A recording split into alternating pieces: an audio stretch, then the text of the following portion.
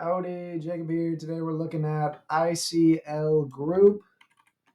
So, chemicals industry, $6.5 billion market cap, roughly $8 billion enterprise value, based out of Israel, looks like. Um, so, a little bit of net debt there, 1.5 billion. Let's see what that is in comparison to their free cash flow. So, 2.1 billion on the long-term debt side, and okay, rolling 12 is about 900 million, and 1.3 billion, 400 million, 180 million.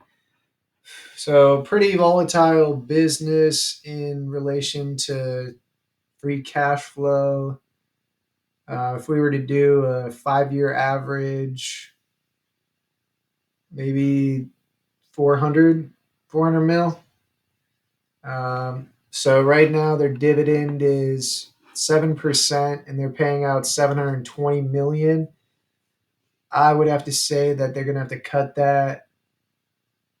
that um, to a quarter of it, and then the payout would be roughly 170 mil or such.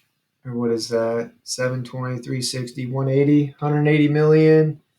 I think they could afford that with how volatile their business is. But this appears to be a business that, if they perform really well, then they send out a lot in their dividends. So their dividend is very volatile with their earnings, and so if we assume that's going to get cut to a fourth, then sometimes they're going to be paying out 500 million on their dividends. Sometimes they're going to be paying out 100 million on their dividend. But to be conservative, let's average about a 180 million payout.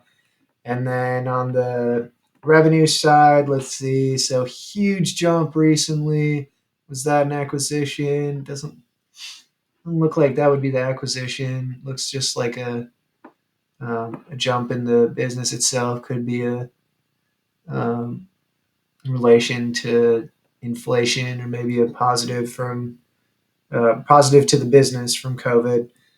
I might assume 0% on the growth side, and then 10 on the P price free cash flow for a no growth business.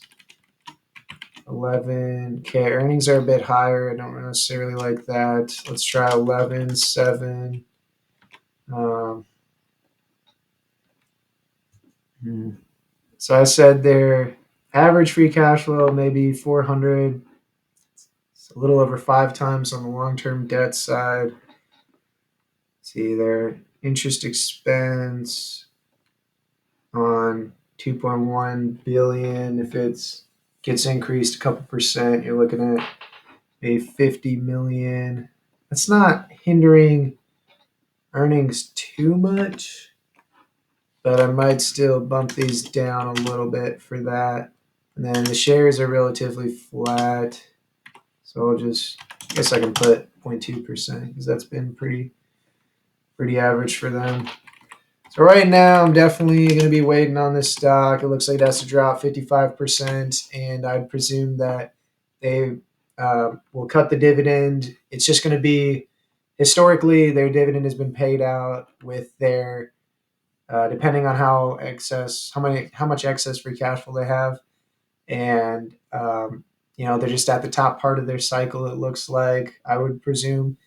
Obviously, others could have different opinions, but for me, I think they're going to have to cut the dividend, and I think it might average out to 2 to 3% over a multi-year period, but not necessarily what you want if you're expecting to live off the dividends or whatever your situation might be. But for me, right now, I'm definitely just waiting before I do any research on it, see if the business can hold a higher consistency than it has in the past. But for now, I'm just waiting. So thank you, and have a good rest of your day.